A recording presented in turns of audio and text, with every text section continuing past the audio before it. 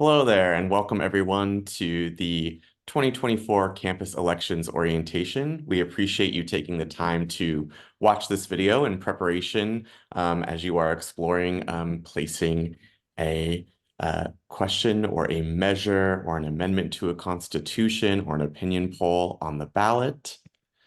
We're going to get started. My name is Travis Becker. I currently serve as the Interim Associate Dean of Students for Leadership and Engagement.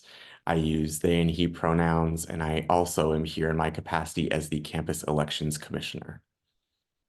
And I'm Lisa Bishop, and I'm the she, her, hers pronouns, and I represent budget analysis and planning. Thanks, Lisa. And Lisa and I will be guiding you all today through the orientation process that you have all of the information that you need as you prepare a ballot measure. So the relevant policies that guide this process are the Policy on Compulsory-Based Student Fees, Section 80 of the University of California Policies Applying to Campus Activities, Organizations, and Students, and the UCSC Elections Policy, which we linked in the packet. Student consultation is an important aspect of this process. Prior to compulsory fee question being placed on the ballot, those responsible for approving the ballot question will verify that students have been represented and involved in the planning process to develop the fee proposal. So, what does student consultation mean and what does that look like? For these purposes, student consultation means that the policy on compulsory campus-based fees requires that fee measure authors verify that there was appropriate student representation on a planning committee which was charged with developing the need, cost, and viability assessments. So the strategies used that we suggest are advisory committees, focus groups, planning committees, student governments, opinion polls, and surveys. So I'm going to turn it over to Lisa now, who will be sharing more about how to build your budget. Thank you. You will be required to prepare a 5-year budget for your referenda or change to a referenda. And these are the costs that you probably will need to identify in order to build your budget. These costs can include staff salaries and benefits, student employment, operating expenses, which can be just about anything, including supplies, etc. Your costs for whatever student programming or events, and equipment and any other things. One thing I would like to emphasize is that any fee revenue may not be used to supplement the payment for another student or student group's tuition and fees. That has to be handled in the scholarship office. Okay, next.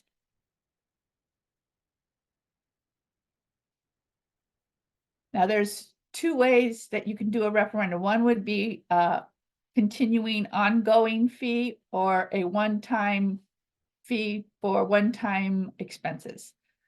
Ongoing costs would be the costs that recur every year, like salaries. These funds are needed for the continuing activities over a long period of time. A permanent fee will be needed. And if you need to adjust it, you can go back for another student referenda vote. One-time costs and a one-time fee would be for a shorter period of time, 1 to 2 to 3 years. It's for expenses to occur over those years, and it's a limited duration, so it would be a temporary fee. Building your budget. You need, if you're going to be including staff salaries, you need to look and build in those salaries into your budget. And ongoing, there should be at least a 3% annual salary increase each year. I've included a link to a UCOP site where you can look up salaries for various job classifications. Then you would also need to put in a benefit rate to include the benefit costs for those salaries. And I've put a link to the planning and budget site where you can find the benefit rates. And as I mentioned, there should be at least a 3 to 4% annual increase each year. As student workers, they would be less than 20 hours per week during the school year. And currently, the minimum wage is $15.50.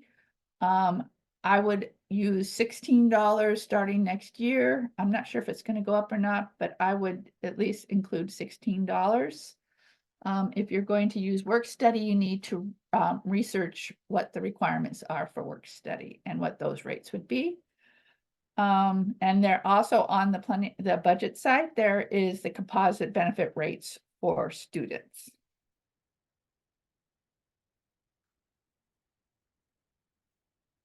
So you need to consider how you're going to plan your fee revenue.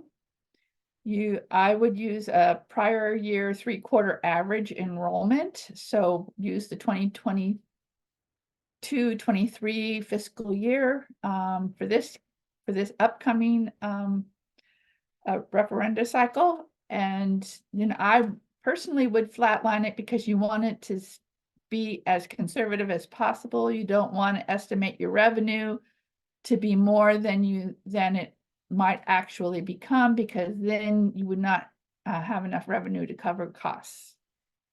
So for example, if there were 17,000 undergraduates and 1,900 graduates, it would be a total enrollment of 18,900.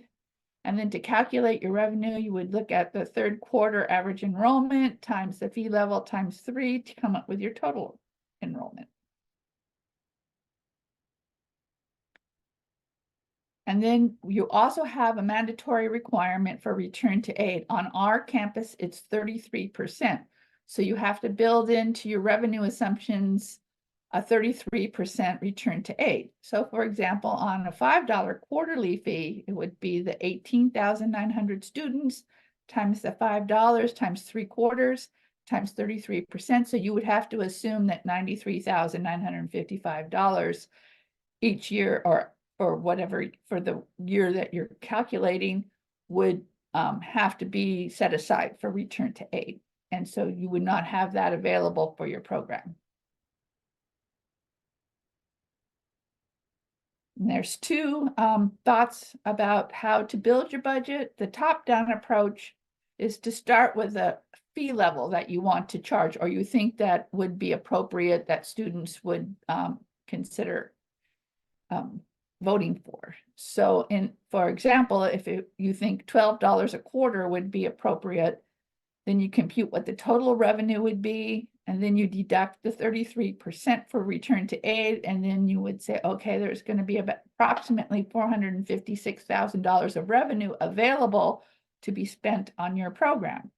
And that's how you would determine what costs you were going to cover with that fee. So staff positions, student workers, etc.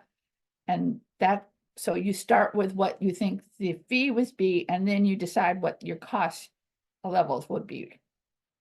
The other approach on the next slide is the bottom-up approach, where you figure out what all the costs are that you're going to need to cover for your program.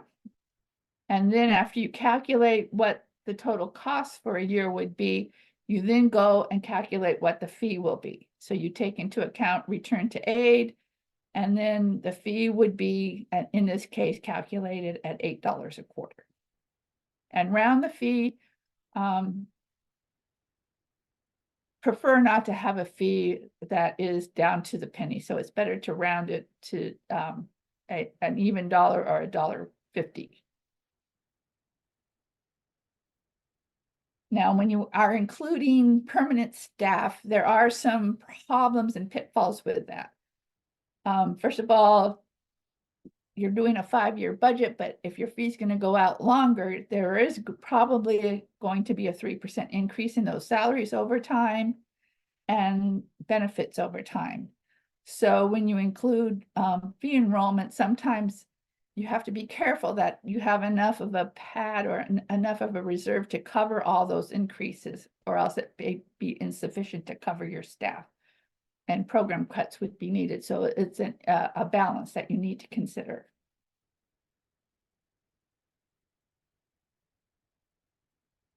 So we prefer that you minimize the staff needs that will be paid with the referenda and include a small reserve for future costs. The guidelines that budget analysis and planning have is a 10 to 15% of expenses, and no more than that sitting in reserve at any given time.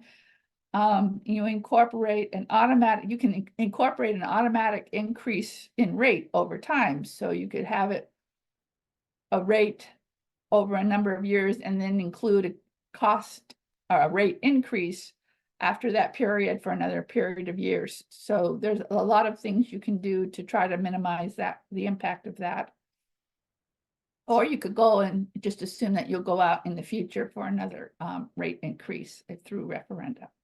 You really need to balance the ultimate cost to the students and what they would agree to versus the financial stability of your program. And I've included, this is difficult to read, but I have developed a budget template that you can use, and there's two worksheets. One is for a new fee, so all the yellow spaces are where you would do your inputting, and it will calculate your costs versus your revenue.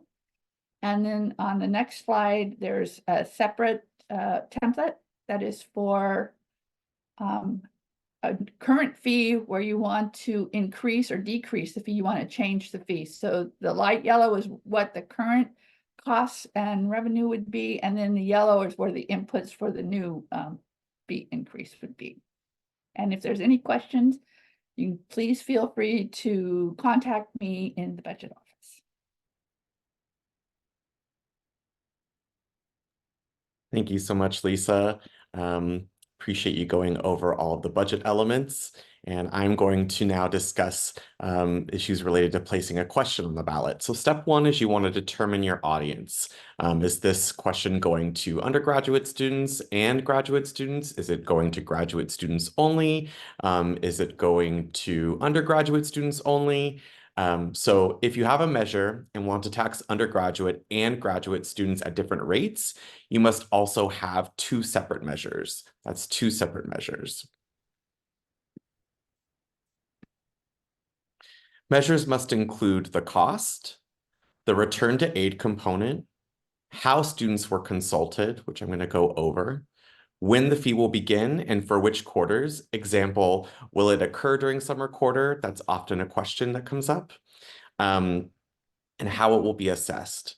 The opinion statement is also due by the Student Fee Advisory Committee. So that is an important step if you are considering placing a question on the ballot, is that you must meet with the Student Fee Advisory Committee. And then the ballot statement, which includes why the fee is needed, how it will be used, and how students will benefit. And then you also must include whether the fee is going to be temporary, that meaning it will have an eventual sunset date, or if the fee will be ongoing and permanent. So please review the application for ballot language and sample measures for more information. You can also find sample ballot measures in all of the archives at elections.ucsc.edu. So ballot language, before a measure is even placed on the ballot, there's an approval process that this goes through, and the following people and entities review and comment on the language. The first step is that myself and others in the Dean of Students office will review the language, along with simultaneously Lisa and others in UCSC Planning and Budget. From there, the language goes off to divisional leadership in the Division of Student Affairs and Success, and then eventually to campus leadership and UCSC General Counsel. And then after all of that is done, on campus, the language is then sent to the UC Office of the President, Office of Campus Life, and is reviewed by that office, as well as the UC Office of the President, Office of General Counsel. All of this needs to be done before you can begin the steps to present your language to SFAC or present your language to the SUA or to the GSA. This is the approval process for your ballot language. And this pertains only to student fee or student fee amendments. While there is review by some of these offices on opinion polls and constitutional amendments, This particular process going up to UC Office of the President is specific to student fee measures and student fee amendments. So next is sponsorship. So placing a question on the ballot requires sponsorship. So for undergraduates, you must obtain one of the following: a petition signed by at least 10% of the undergraduate student body with no more than 25% from any one college, or a resolution of the Student Union Assembly, or SUA, or a resolution endorsed by 2/3 of the college student governments, or a proposal of the Dean of Students or the Chancellor after consultation with the SUA. So you can consult with the SUA and not necessarily receive a full resolution, and also then take that consultation with the SUA, whether that's a vote of support, you can take that to the Dean of Students or the Chancellor. And then for graduate students, you must obtain one of the following: a petition signed by 10% of the graduate student body, or a resolution of the Graduate Student Association, GSA, or again, a proposal of the Dean of Graduate Studies or the Chancellor after consultation with the GSA.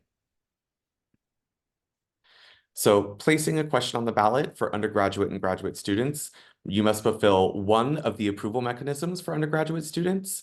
And then for graduate students, you must fulfill one of the approval mechanisms for graduate students. Voting polls.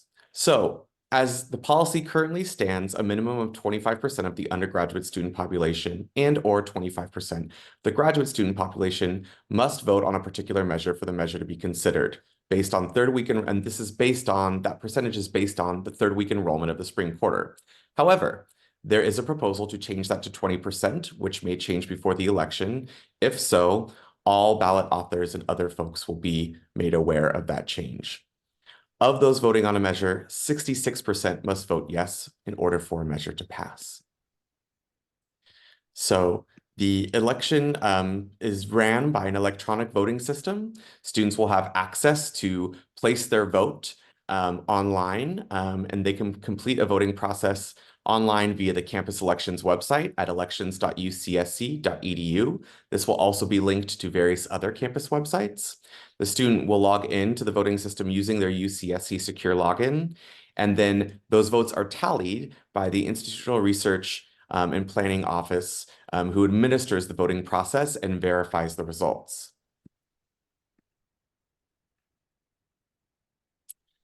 For an SUA constitutional amendment, an amendment to the Constitution may be proposed by either a 2/3 vote of the SUA, 2/3 of the college student governments, rounded up, or a petition signed by at least 10% of all registered undergraduate students. Once sponsored by one of the above mechanisms, the amendment is placed on the ballot. Approval of any amendment requires a simple majority where 20% of the undergraduate students have voted on the amendment measure. So general elections guidelines, and there are further details in the elections packet. And anytime you may have a question about an elections guideline, you could always reach out to me as the Campus Elections Commissioner. But generally, you want to be responsive and conscious of all of the deadlines. Make sure you keep track of the timeline. You want to be in regular contact with myself as the Campus Elections Commissioner, and you want to make sure that you are abiding by campus posting regulations. As we get closer to the campaigning aspect of the elections and elections dates, we will meet again to discuss guidelines for posting, advertising, etc. I will connect with all ballot authors around this and make sure that everybody understands how all of those things look and move. After the election, results are reviewed and verified by institutional research, and then the chancellor reviews and approves the results, and then the election results are submitted to UC President for review and approval. Key dates to keep in mind. Right now, winter 2023, the campus orientation elections information, ballot applications, sample measures, and budget templates are being published and available to you, the UCSC community. If you are watching this, we are at that step. On Thursday, January 25th, 2024 at 11:59 p.m., applications are due for facility-related initiatives. On Thursday, February 1st, 2024 at 11:59 p.m., applications are due for student fee measure initiatives. And on Monday, February 12th, 2024 at 11:59 p.m., applications are due for opinion poll and constitutional amendments. So there are some rolling deadlines depending on what you are moving forward on the ballot. And then the campus election will begin on Monday, April 22nd, and the ballot will be open at midnight on Monday, April 22nd. So if you have questions, you can reach out to me at for general elections questions at trbecker, BECKER at ucsc.edu. And Lisa? And you may reach out to me at libishop@ucsc.edu. Thank you all so much for taking the time to review this orientation video, as is required to place a question on the ballot. And if you have any questions, we look forward to being in touch, and best of luck to everyone in this election cycle.